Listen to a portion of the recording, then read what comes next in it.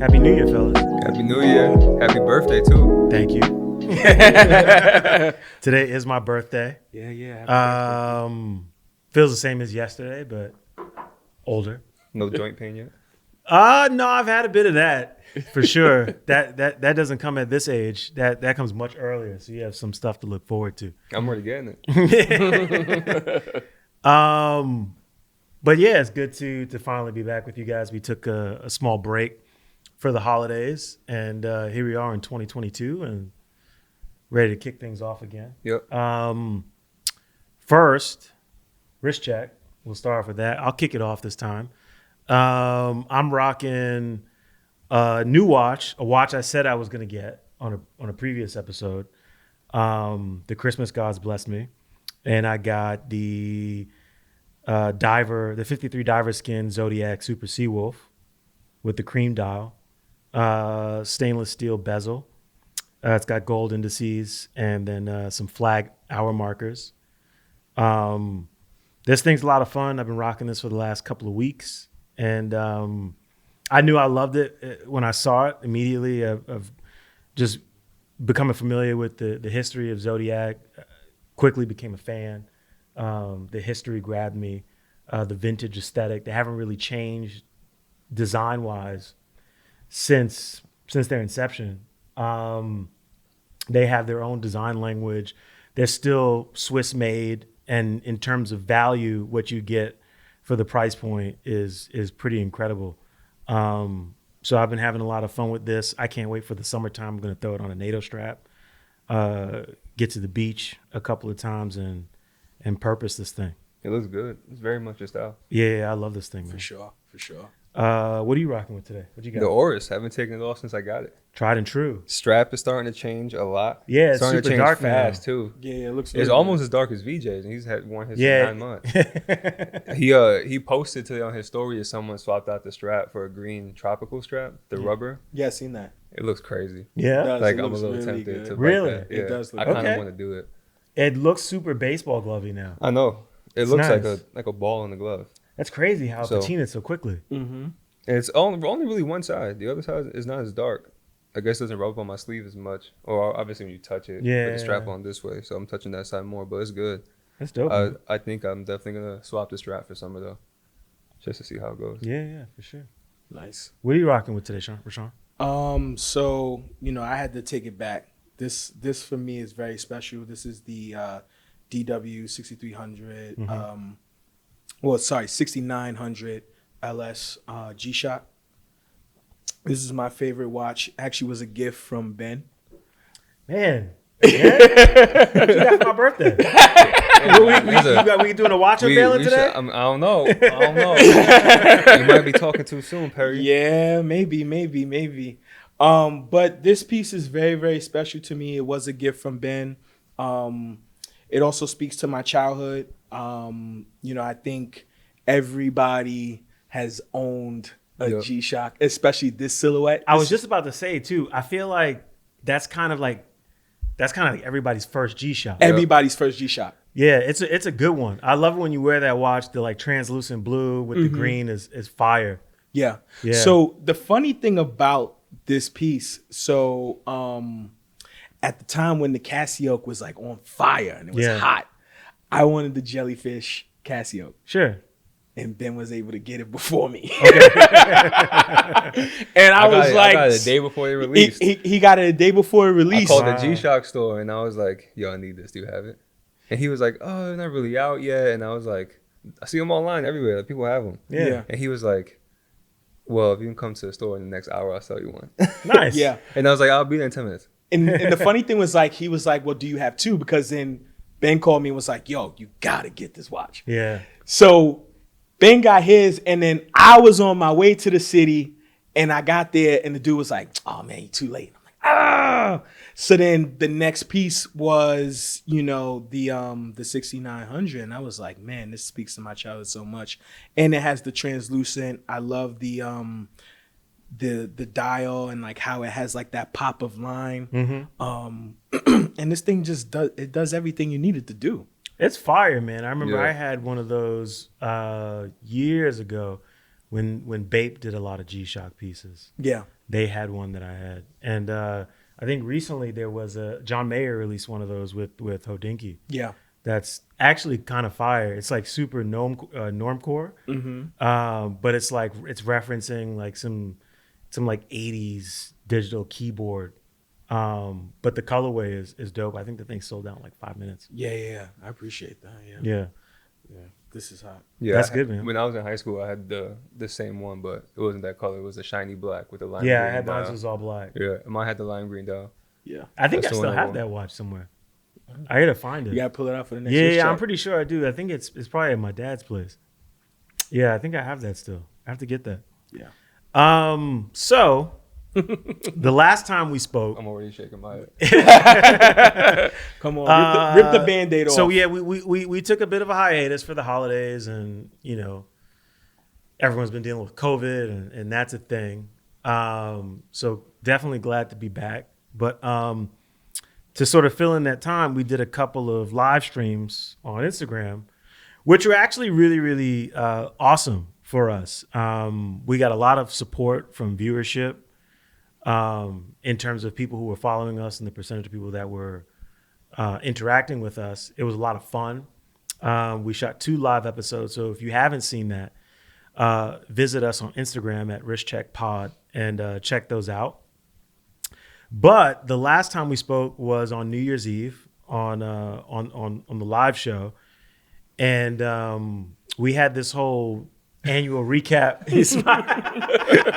Please rip the Band-Aid off. Rip it off. We had the annual recap, and one of the subjects was Watch of the Year. And my choice for Watch of the Year was the Vacheron Constantin Overseas Everest.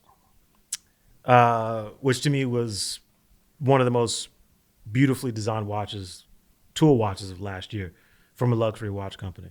What was your choice again, Ben? The Ming 20.02 Adengraph chrono. Another beautiful watch. Also very unique and has nice things going for it. I'm not trying to get at you. I'm saying this too. I'm just leading it up. And Rashawn hit us with a curveball. Because I did not see you saying this. This came straight out of left field for me. Mm-hmm. But you said the turquoise Rolex Oyster Perpetual. And I'm going to call it the turquoise Rolex Oyster Perpetual because I'm not going to call it what everyone else is calling it because it's not that. Okay. So I'm tired of it is not a Tiffany Rolex. Okay, but so I'm going to let you say your piece and then please let me control the mic. You got it. So I mean, what we really just want to clear the air with this whole watch of the year thing. Yes. Why do you feel like the turquoise Oyster Perpetual was the watch of the year? Well, so okay, so I maybe I misconstrued the question. I thought it was your watch of the year. Like my personal opinion was watch of the year.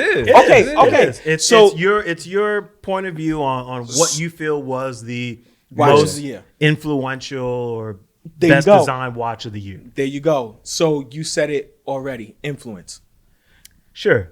The simple fact that a 3-hand watch could go ahead and turn the watch industry upside down because this watch was called the Tiffany Blue dial before any other turquoise dial, whether it was Patek, not true, man. a Timex, or anything else. It was called the Tiffany. There were people who nicknamed it that. Yeah, that's a nickname. But that's it wasn't being so. Sold So let me ask you a That's question. not what Rolex calls it. Wait. So my question is this: so what happens to the folks that call? When you walk into a jeweler and someone says, "Do you have a John Mayer?" We all know what that is. So what's the difference from somebody saying, "Hey, do you have the Tiffany Blue OP?"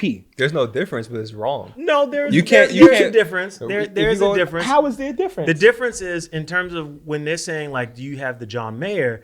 It's because from the perspective of like how people are interacting or being introduced to new releases and watches today. It's all happening like this. It's all happening via the internet, YouTube, social media, etc. And that was a piece that John Mayer popularized in the sense of like he said, like this one is special, and maybe not a lot of people get it, but I got it, and I think this is special, and then everyone else thought it was special. The difference, but everyone thinks that turquoise dial is very special. You see what you just said? Turquoise. But okay, it wasn't. I'm saying turquoise for the respect of you guys. Sure. I say it's Tiffany blue, but Rolex says it's turquoise. No, of course, but so they don't. But Rolex doesn't call the green dial the John Mayer. No, they don't. No, so then, what's the difference? A nickname is a nickname. The difference is that this one is a guy who said like this is special, and so. But what they are there, he is in ways being positioned as someone who's very Paul Newman-esque. Yeah, sure. Right? Versus the general public, the people spoke. Let the people speak. We got to respect the people's opinion too. Versus a company that actually retails watches and stamps them, and they didn't stamp this. But that's fine. I think that's. But the people have spoken, and that's what they call it, and that's what they respected. I'm not going to call it that. Yeah, it's tough. Okay. I get it, but that's beside the point. So now, why is this watch of the year? Well, I thought it was watch of the year because Rolex, like I said, led the charge in the trend. Everybody has come second to Rolex in the color dial. I mean, we've had the conversation that, of course, other brands, they make these enamel dials and it takes X amount of time to cook them and to stamp them out and to do X, Y, and Z. But the thing is this, you still came second to the race. You're just the first to lose in the race. That's just the way I look at it. Rolex led the charge. What do you got They were first to do it. What's wrong with that? Come second. You can't come second if you're better. Better in, of course, you're talking about better as far as in their complications, sophistication, and also the fact that assembly, the Tiffany 5711 is actually a Tiffany 5711. Sure, but that's only because of the relationship. That's only this. Yeah, but that wouldn't happen. But outside of that, the people have spoken and they respect that watch much greater than they do the other one. I kind of feel like this watch. But the thing is this though. This is the watch that is for the people because they actually have the opportunity to own it. You cannot own a blue dial. Yes, you can. We know folks that own them. We know folks that own them. I've never seen one in the wild. I've seen people buy them. I haven't seen anyone wear them in the street. But that's because they're traded at what, 1,000% up? Yeah, this thing just resold for what, $50,000. That's stupid, and it shouldn't be that. A $5,600 sure, watch that speaks. But exactly, so that's why I'm saying that the people have spoken. They've chosen this watch to be here's but they did that because it's more accessible than the other one. Accessibility has nothing to do with this. It does. Yes, it does. Here's how I look at it. Right, this watch when Rolex released this color collection of OPs, met with tons of fanfare. It was dope. I'm not gonna lie. I thought it was great. It's a callback to the Stellas. 100%. We love that. This one was favored by a lot of people because of the color, and I did hear people refer to it as a Tiffany blue dial, but not the Tiffany Rolex OP. Whatever. That's fine. Sure. The popularity of this watch, to me, did not increase because of Patek. It no did. Way. No way it did not. This watch was trading. So $6,000 watch was no. It was already trading at 20. Right. It was already trading at but the watch is $6,000. It traded at 20. And of course, then at that point, when the auction went off and it went for 6.6 million, then that's when it skyrocketed. And then it went to 50,000. Because of Patek. No, sure. Let me ask you a question. Out of all of that collection they did with colored dials, yes, which one was trading the most? It was this one. Was it? It was the green. It was the green. It was always this one. It was the green. The green and this were neck and neck. So but I mean, I would have thought that the coral traded higher because people not really rocking with the coral. To be honest, the only one I have not physically ever seen in my life is the coral. I've seen every single. That was the first one I saw. So the first one I saw actually was the yellow. This is the only one I haven't seen in person. The first one I've ever seen was the yellow. The second one was the turquoise. The third, and we, you know how we see these pieces, but we were able to see the pink. Pink is great. Pink is hot. Pink is great. Pink is hot. Pink is great. I wear the pink one. The pink is hot. The pink is awesome. We were able to see the pink and handle it and enjoy it. But I've never, and of course, like the green is in every single boutique for exhibition. But the coral is the only one I have not seen physically. The coral one is fire. The green one to me is the one to have, I think, long term, because it's the same color as the box. Yes. Like, could you imagine a year from today when people are like, I can't believe this $5,600 watch sold for $50K? Like, it's crazy. Or think about the dude who spent $50K, $40K, So, $30K on this watch. I can't believe I did that. in saying that, That's regrettable. But I mean, anybody, but you could say the same thing about the John Mayer. I've had a conversation with a guy where, you know, I asked him, I seen the piece and I was like, yo, man, you're like, dude, how much did you pay for that? And he was like, I paid $72,000. And I was like, you're talking about the gold Daytona. the gold Daytona with the green dial. Yeah. John Mayer. Which is fire. He's like, I paid $72,000. I said, man, you paid 2 times retail? I said, man, don't worry about it. I paid with my coin. And I was like, so at this point, I don't think people are losing sleep to spend that money because they're trading differently. And we've spoken about it so much. Sure. How people acquire watches and how money at this point right now is so disposable. No one cares. Throw it in the air. Let it fly. So I still don't agree that this is watch of the year, but that's fine. This is just my watch of the year. I respect it. Also, This is the your thing opinion. too is that I don't even But want do to you say have to agree with my opinion? I don't. I don't even want We to say don't. that I like. I'm just. It's a lot of curiosity. This is the behind it. only watch that put the industry in a frenzy. So I think this it's is not. the only No, it's not. watch. No, it's not. Well, that green Nautilus got launched. But we're not even talking about it anymore. Who cares? We're not talking about it right now. You know why I'm not talking about it? Because people are talking about this is because another one came out. Because of the Patek. The Patek. Okay, but that so then you guys are kind now of it feels but then you like guys are kind of it's- speaking to my point. It kind of feels like this is a budget Patek. yeah. No, Yes. but that's because It's like, well, you can't get that. but that's You the can't- salty. you No, but that's the definitely can't salty get a guys. Patek. That's the So salty here's guys. this. That's the salty guys. Come on. I feel like if you pay $50,000 for a turquoise OP, you are salty. They are the salty guys. Yeah. This is getting popular by the salty guys. That's the same as the second. That's the same as the secondary market. The secondary market was created because of either the salty guys or the guys that didn't feel comfortable going to jewelers. This watch went from, what was it trading at before? 17 $17,000 to 20 grand. Okay, 17 to 20. Even let's say 20. Let's say Okay. it's trading for 20. Let's say 20. Patek drops 50. So Yes. there's a whole bunch of people that didn't want it before. Who now want They're it. now like, well, I can't get the Patek, but I still want a Tiffany colored blue dial. But I mean, but the thing is this: I've heard stories, and I know a reputable source that has told me that someone has brought that blue dial for $45,000. Which one? The This one. Rolex. The Rolex. The Rolex. Sure. I think there's a lot of people So, paying for that but now. my thing But is that's- this that's though. all because So of hold Patek. on. But the thing is this though: the fact that it can still continue to climb Is not. and people That's the peak. are actually investing in it, I think that speaks volumes. I'm not sure those people are investing in anything. You're never going to get 50 grand back for this watch. But I don't. But You're no. But losing my money thing is this though. the instant That's you the buy simple this. I don't know fact if I that they agree with want that. the watch though. I think so. They want the watch. This is never going to If cost you more can than spend that. $50,000 on a watch, that It's- means you really want it. The You way I- really want I it. think the demand is so palpable that it's just going to.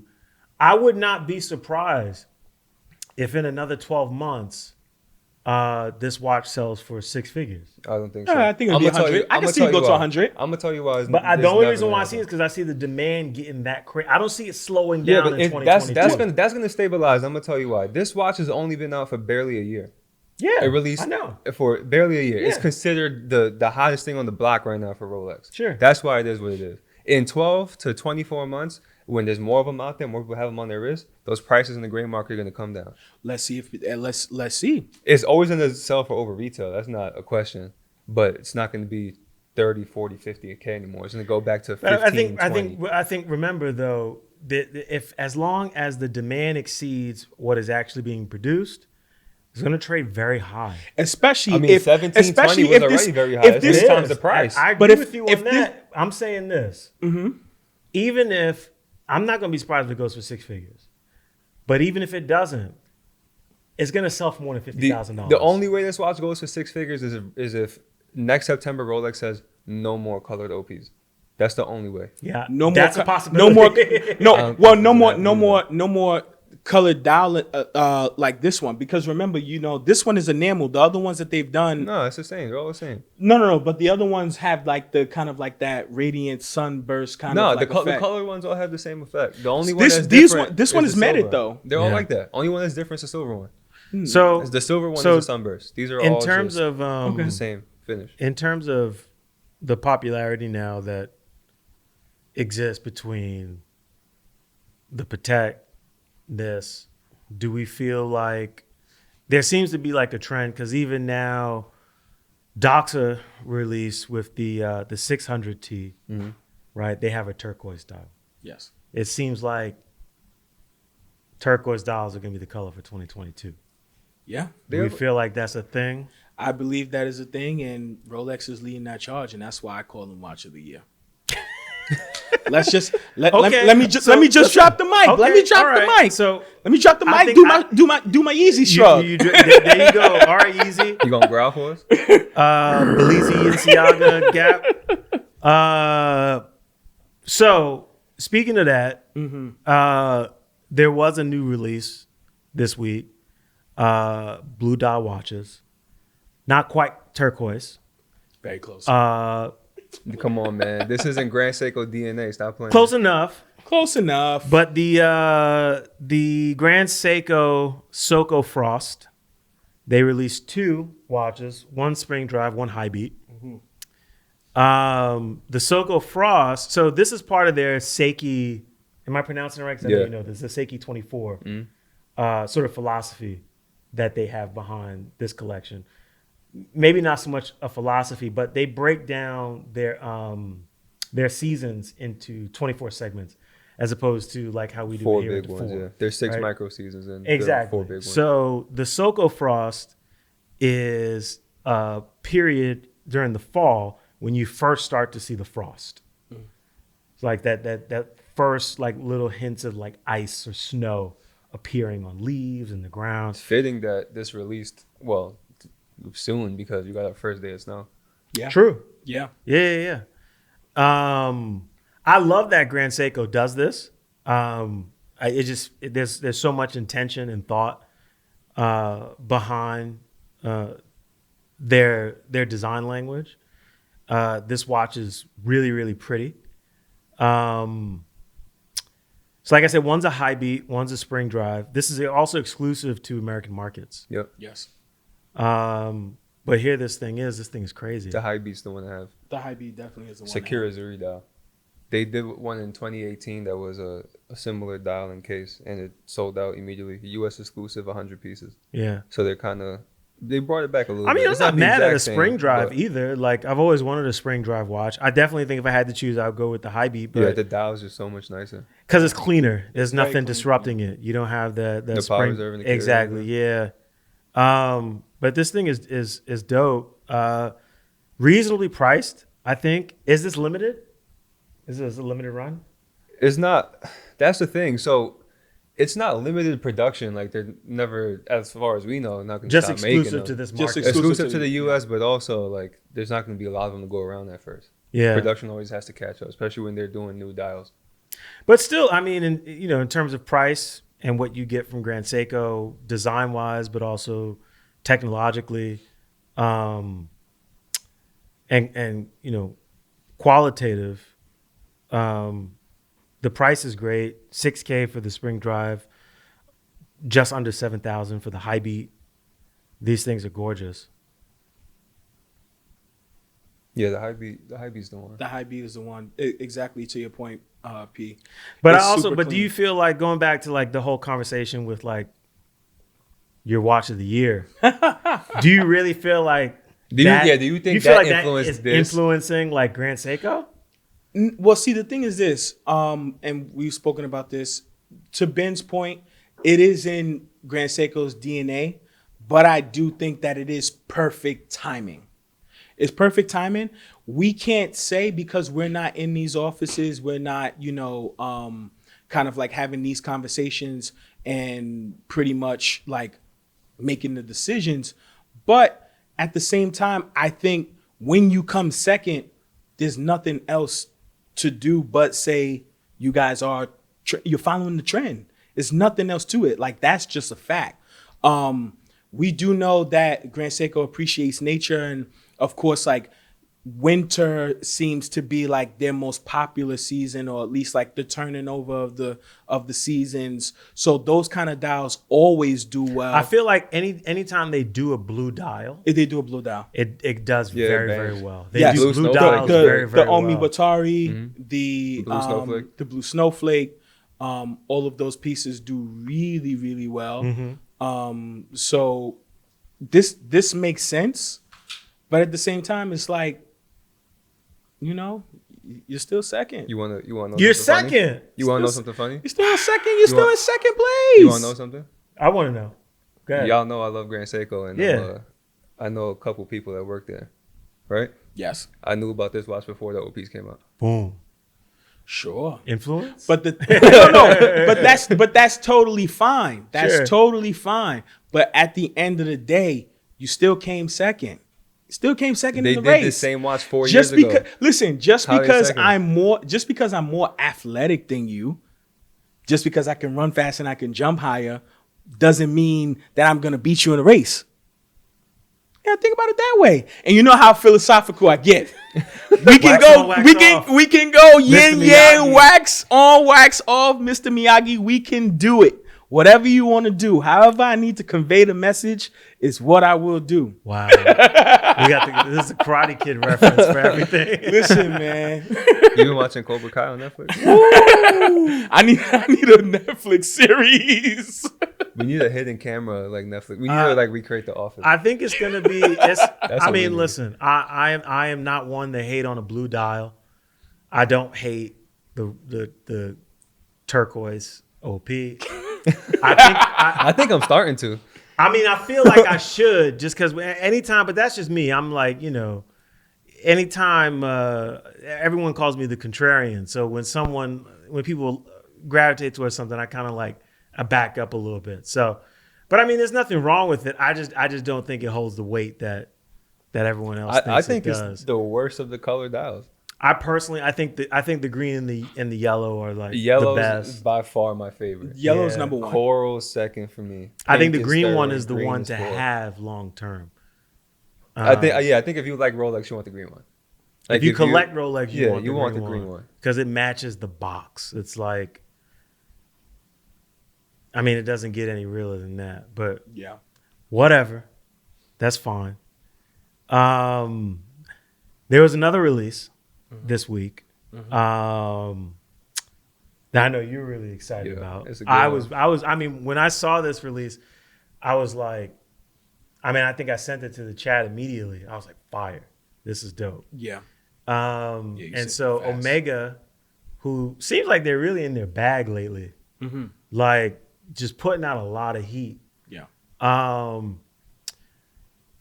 And timing wise, I thought this was great too, right? Like new release of the year, part of the 321 series, and then coming off of the heel of the Phillips auction last year, they did a reproduction of the CK2915-1, which is the 1957 pre-moon Speedmaster, in their proprietary Canopus Gold.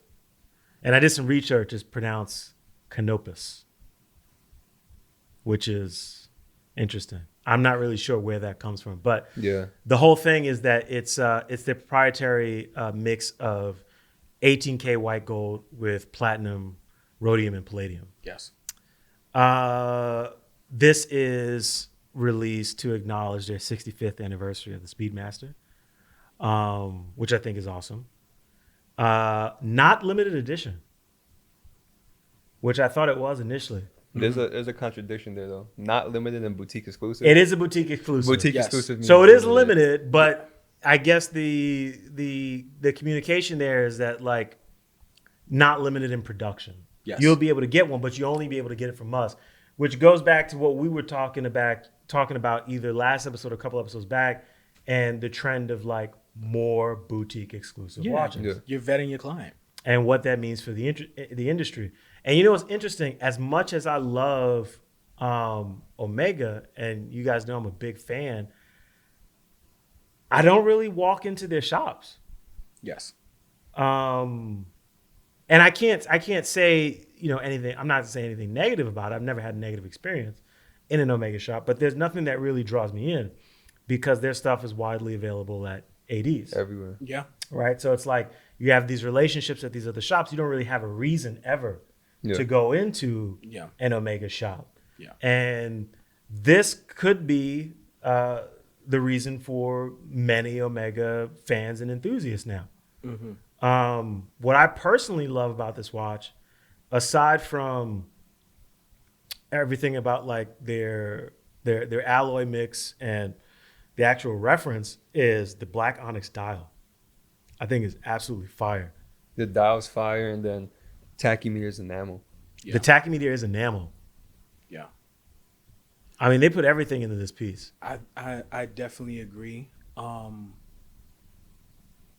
Price point concerns me.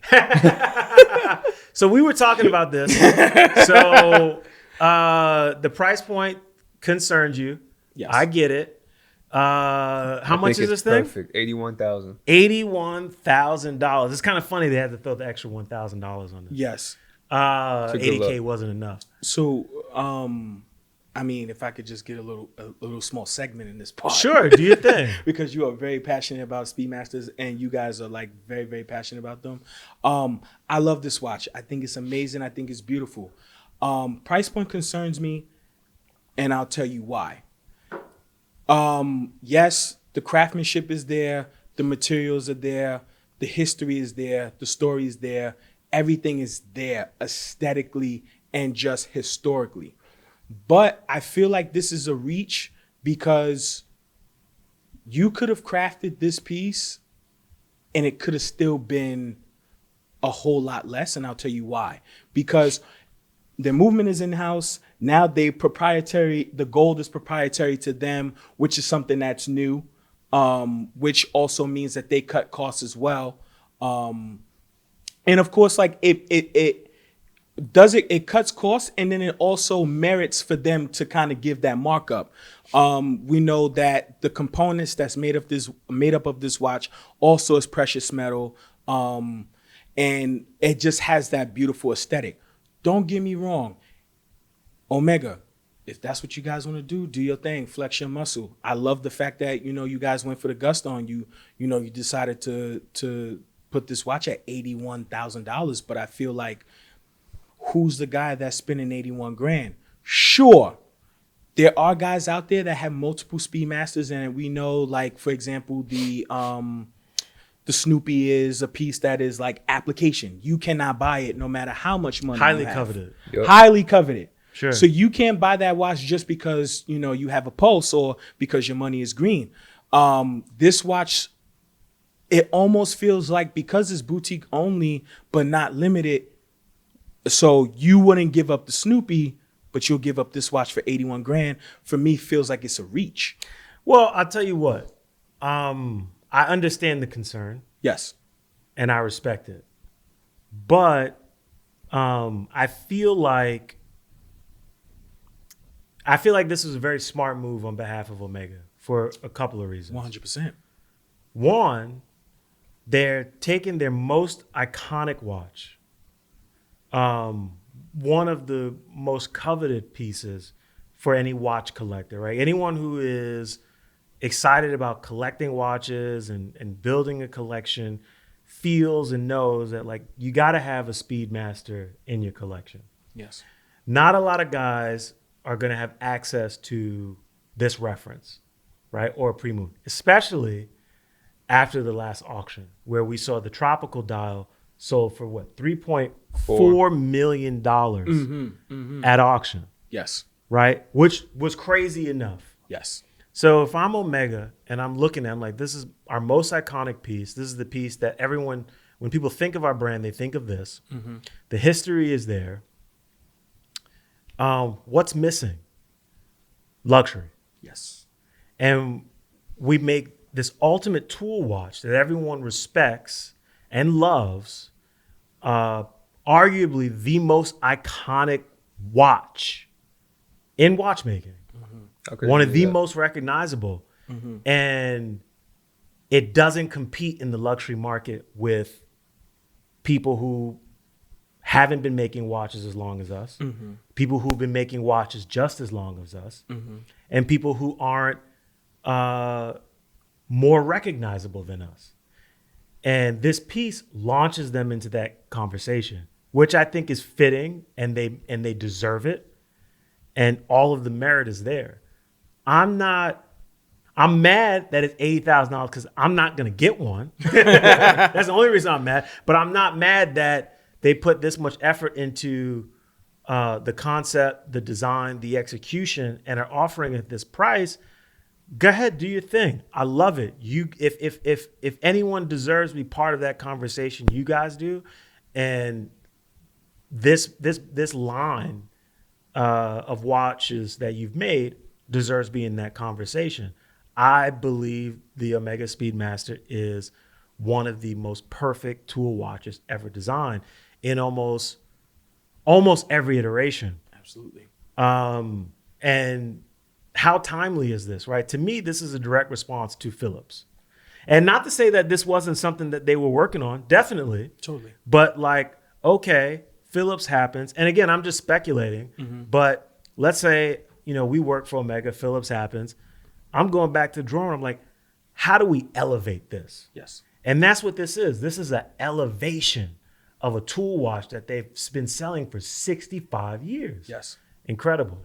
So I'm glad that you say that. And I agree with everything that you said, 100%.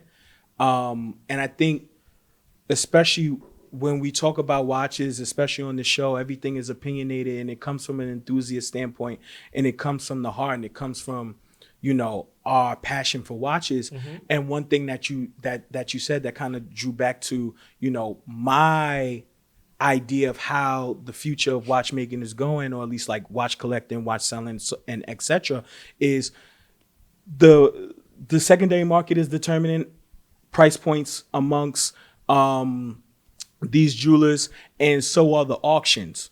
So, continuously, over and over, repeatedly, whenever we speak about auctions or whenever we speak about any other ways that watches are being traded, it does put pressure on these original jewelers to go ahead and say, well, how do we combat that? Or how do we kind of get with it? How do we get with the culture?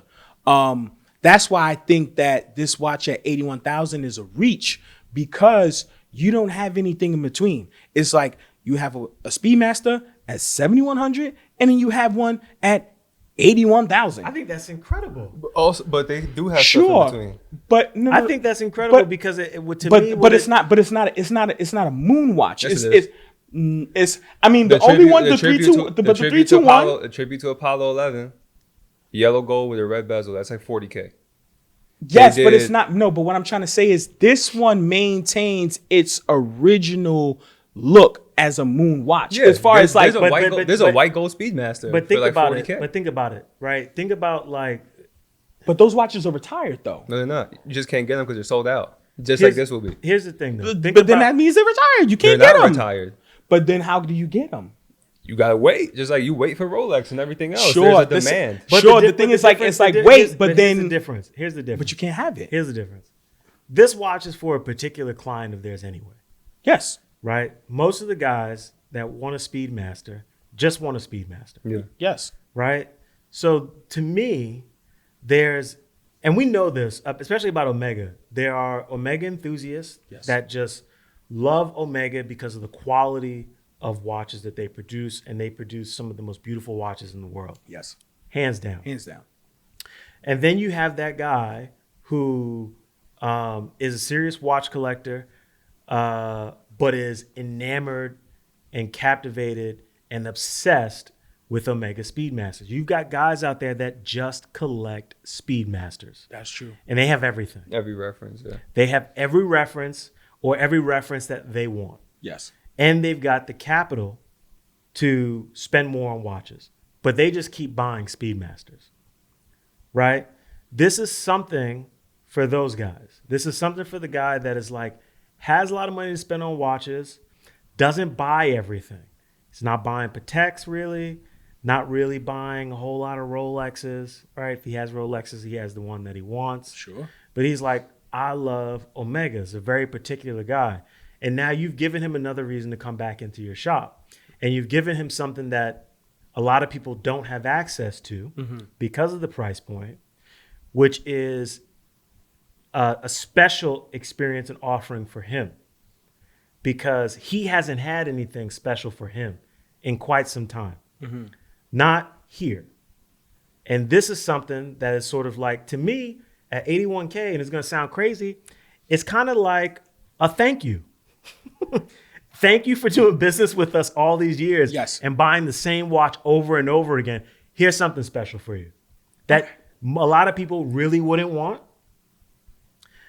that now a lot of people don't have access to. Yes. But you can get this. So so you've explained the guy that is going to own this watch and aspire to have it. Do you think we see these on many people's wrists?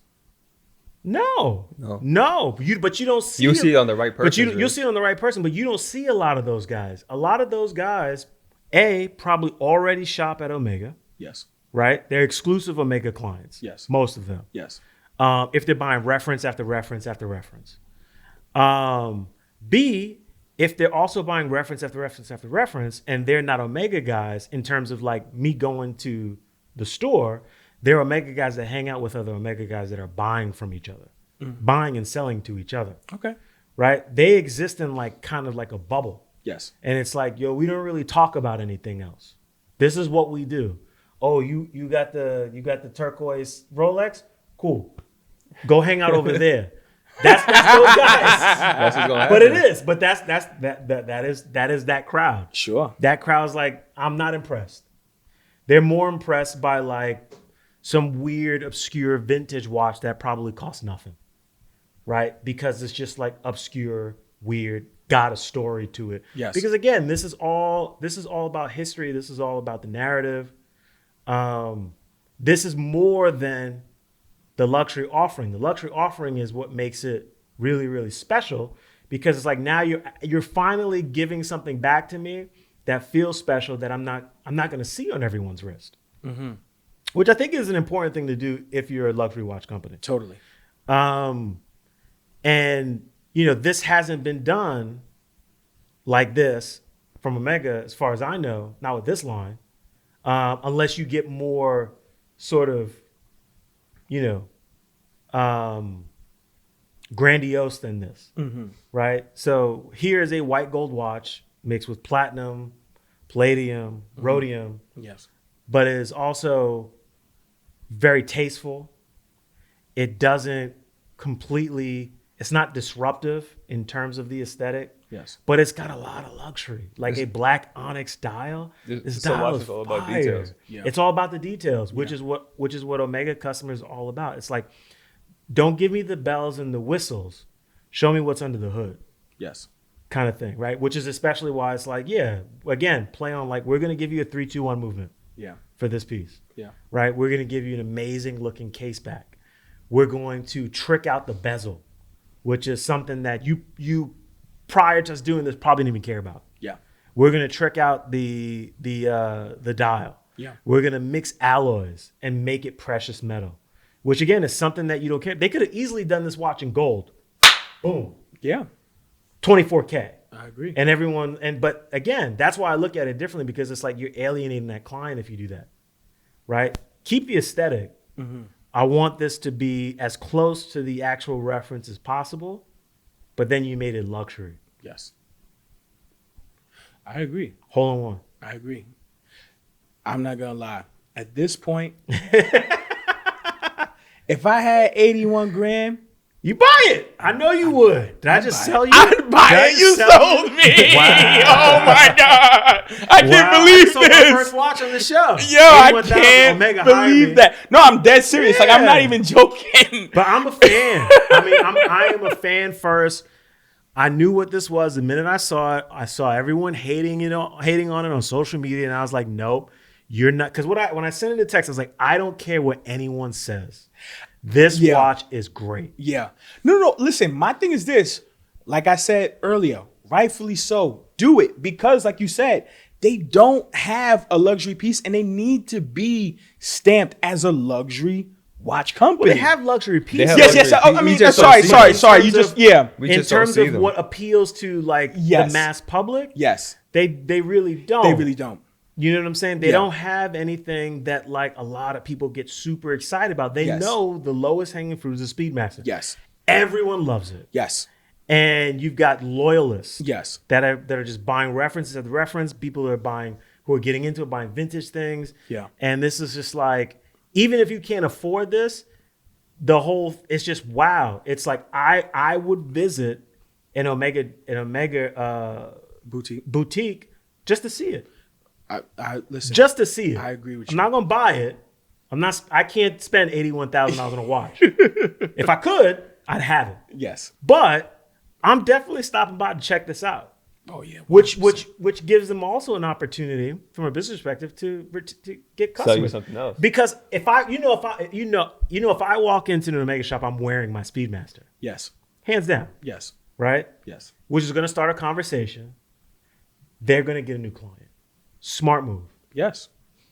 Because this is going to bring people in. This is going to connect people. This is going to turn their stores back into a hub where people are exchanging information, talking to one another, which is what you want. I agree. You know, now if they could hire like more youthful personnel, you're cooking. Yeah. I listen, like I said, I am Stop. definitely Got him. and this is I'm if I had 81 G's, man, Omega, you could take it all. So is it worth 81K? I think so. Yep. I think it is. I think even enamel bezel aside, gold, palladium, platinum, whatever, the dial alone has me. When you look at the work that went into making this dial, and then you get to see the way it shines, I mean, it's gorgeous. A lot of effort went into this. I think it's a beautiful piece.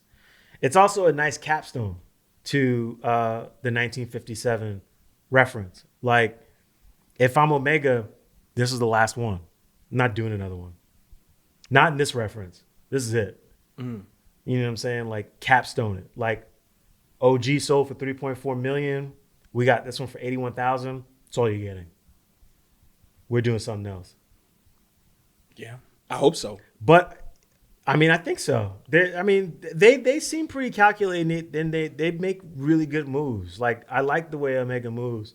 But I think going back to referencing the Phillips auction, because we talked about this, more so in particular with the Only Watch auction and the Tudor that sold for a lot of money. But it was like, how are these watch companies going to respond?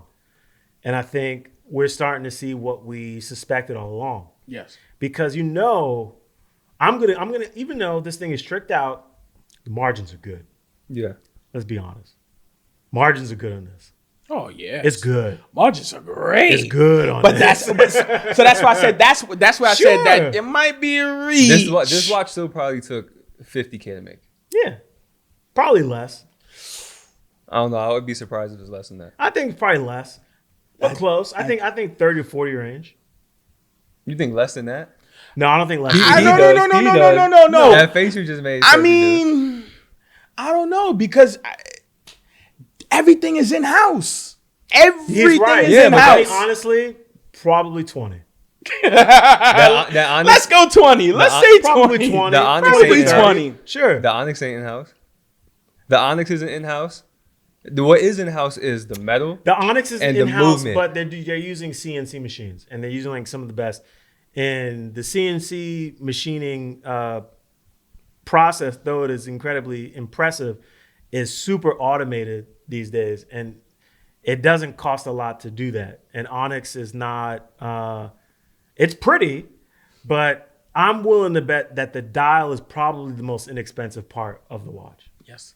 The hands cost definitely. The hands cost more than the dial is just the most beautiful part of the watch. But that's the beauty about onyx. The hands cost more right? Than the dial. Is that it doesn't have to be, and let's like really good onyx is very expensive. Yes. And they're using some of the best, but I don't think the dial is the most expensive part of the watch.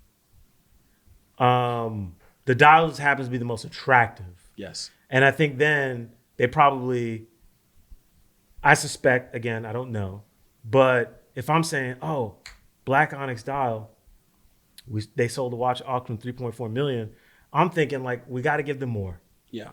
Because the black onyx dial is not enough.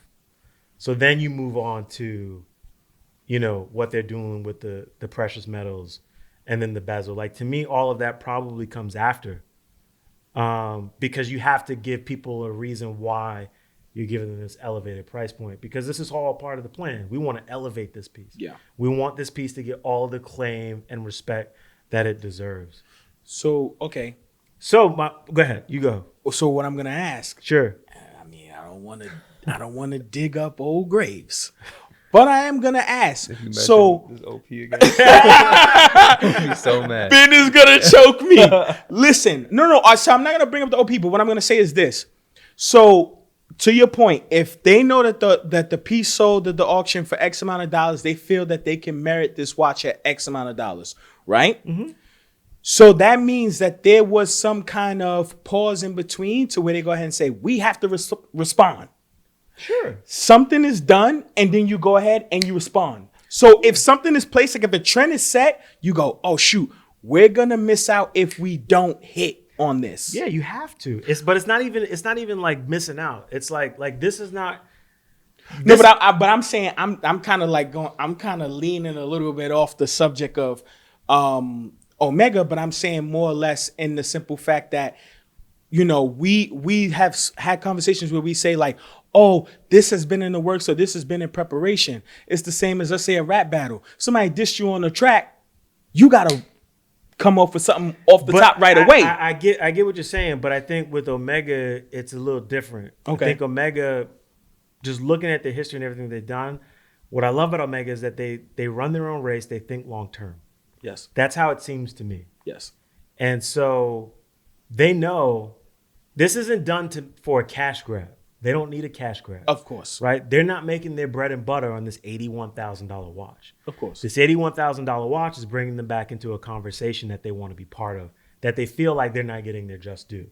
So this is about responding to the marketplace. Yes. And planting our flag. Like, we're still here. Mm-hmm. We still deserve all the respect that we feel like we deserve. We're not going anywhere. Yes. Look at what we just did. Yeah. And no matter how anyone feels about it, everyone's going to talk about it. And even the people who hate this piece, I guarantee you, if they see it in person, they're going to get it. They're going to be like, I understand and I respect it, because you know what? You're not Rolex. Yes. And you don't really do this. Not a lot. This is a good move for you. This is a great move for you. But what I'm interested in seeing who responds to all of the hoopla with auctions last year is Tudor. Because if Tudor can respond to that, however they do, that can completely change their business. Yes.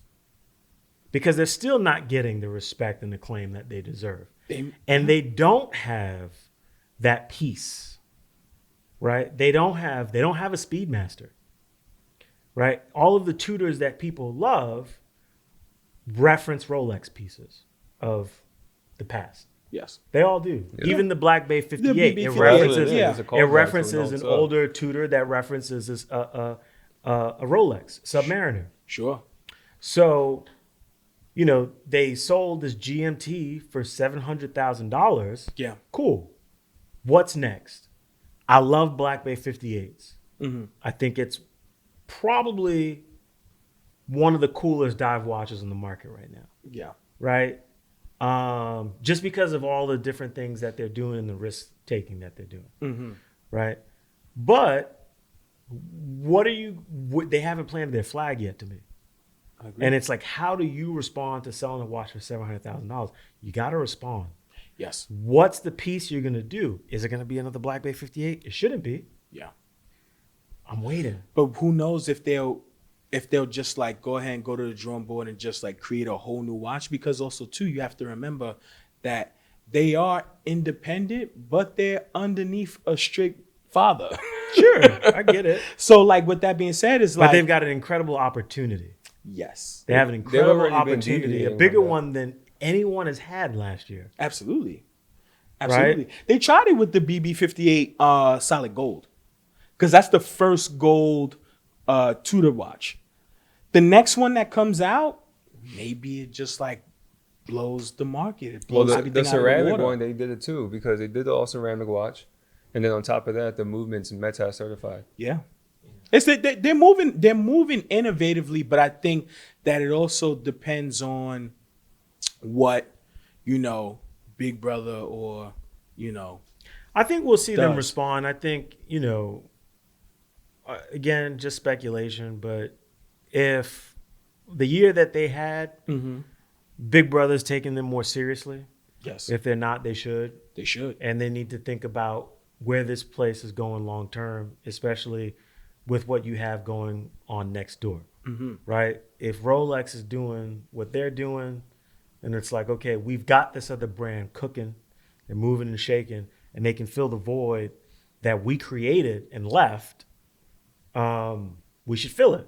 And so what they need is they need another North Flag that's not a North Flag. Right? Like they need another Ranger that's not a Ranger. Like they need that watch that's kind of like really, really good, that feels that does what an Explorer did. You know what I'm saying? Yeah. Really and truthfully. You think they create a whole new watch? Yeah. I think they should, but I don't think creating a whole new watch for Tudor means like coming up with a totally new design language. I think just like look at what worked really well for you. Yeah. And then look at different elements of past pieces that move people. Yeah. The Ranger dial moves me. The North Flag dial moves me.